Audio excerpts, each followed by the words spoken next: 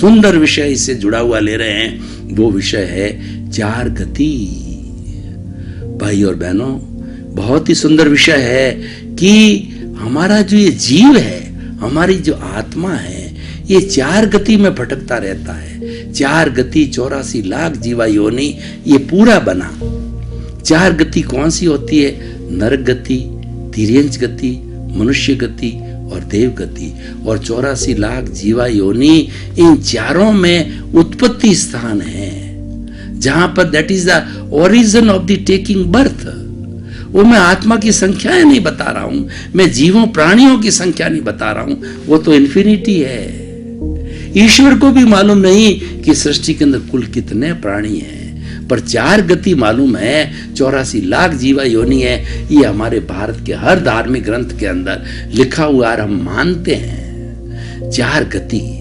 अब ये नरक गति कैसे मिलती है, ये गतियां कैसे मिलती है?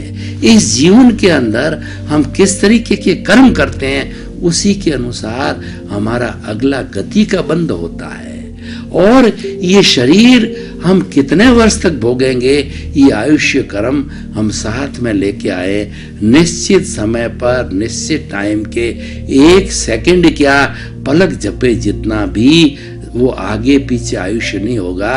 और इस आत्मा को उस पर्टिकुलर समय के अंदर ये शरीर छोड़ना पड़ेगा और इस शरीर को जला दिया जाएगा और आत्मा जो दूसरे शरीर के अंदर जन्म ले लेगी। अब नरक गति कहां पर है? ये चारों गतियां हमारी सृष्टि के अंदर है, हमारी इस पृथ्वी के ऊपर है। नरक गति के जो जीव होते हैं वो हमारे पृथ्वी के भीतर अंडरग्राउंड जो है पाताल लोक है, और पाताल लोक मान लीजिए, उस पाताल लोक के अंदर नरक गति है।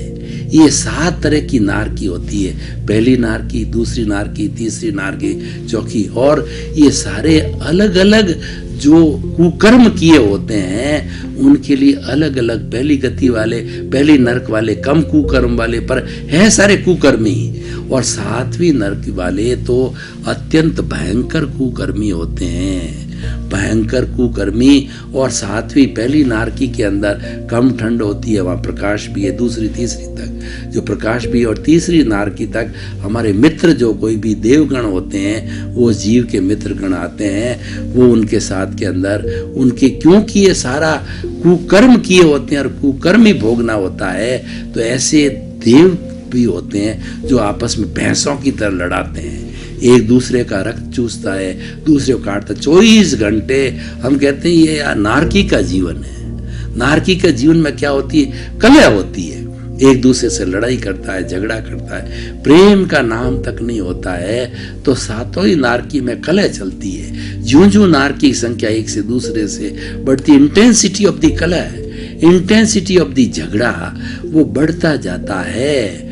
और इन 7 नारकियों में धीरे धीरे जो नीची नारकी है, 7वीं नारकी को अगर पकड़ूं तो इसमें रत्न, शर्करा, बालू का पंख, धूप, तमो, तमा, अद्दो, विस्तृता, 7 अलग अलग नाम हैं। तो 7वीं नारकी के अंदर तो बिल्कुल प्रकाश नहीं होता, अंधेरा ही अंधेरा होता है। और सर्दी इतनी पड़ती है कि आदमी सहन नहीं करते, -50 डिग्री। और नारकियों के अंदर गर्मी इतनी पड़ती है कि -100 +100 डिग्री सेंटीग्रेड, पानी उबलता जैसा, इतनी गर्मी पड़ती है। यानी ये सब दुख ही दुख है। नारकी का अर्थ होता है दुख। अब व्यक्ति नरक गति में कैसे जाता है, वो कौन से कर्म करता है? मान लीजिए हम अभी मनुष्य है, तो मनुष्य ही नारकी के अंदर जाता है। दूसरे प्राणी तो बेचारे सामान्य हैं, दूसरे जैसे पेड़ है, पौधे हैं, ये पशु है, पक्षी है, एक इंद्रिय, द्विंद्रिय, त्रिइंद्रिय, चतुरिंद्रिय है, ये बेचारे तो क्या कर नॉर्मल है। कोई भी जो जैसे डाकू होता है, डाकू एक तो बड़ा डाकू होता है जो करोड़ों अरबों के डाके डालता है, और एक बेचारा पॉकेट मार होता है, छोटी छोटी डकैती करता है, और वो किसी के छोटे रुपए लेता है, छोटी छोटी चोरियां करता है। बड़ी चोरी करने वाला है बड़ा डाकू होता है। उसी तरह 7वीं नारकी वाला बड़ा बोरो, और ये मनुष्य करता है। नारकी के अंदर केवल मनुष्य जीव जाता है। क्योंकि मनुष्य अपनी बुद्धि का सदुपयोग करे स्वर्ग में जाता है, और बहुत ज्यादा अपने अस्तित्व की जानकारी करे, सज्जन बन जाता है, साधु बन जाता है, तो वो अभी तो हमारा यहाँ पर भरत क्षेत्र है, उस भरत इस पृथ्वी के ऊपर तो जो है अभी मोक्ष बंद है, लेकिन फिर भी महाविद्य क्षेत्र के अंदर मोक्ष जो है 24 आवर्स हर समय जो है खुला रहता है।